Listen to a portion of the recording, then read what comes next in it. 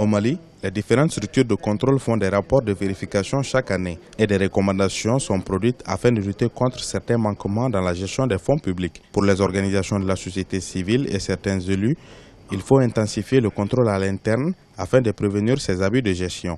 Les vérifications, c'est bon, mais souvent les rapports tardent à se réaliser.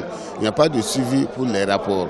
Souvent, les rapports sont en retard par rapport à la modification des décrets, par rapport à la modification des articles.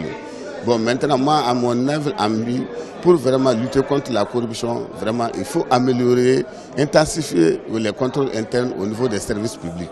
Plusieurs services de contrôle interne travaillent à la bonne gestion des fonds publics, mais le plus souvent, ces services sont confrontés au manque de personnel qualifié. Il n'y a pas de difficulté majeure par rapport à sa mise en œuvre.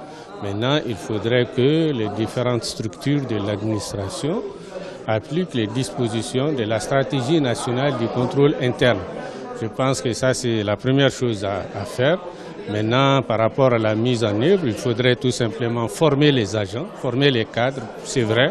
Il peut y avoir un problème de ressources humaines, mais je pense que par la formation, les structures peuvent surmonter ces difficultés.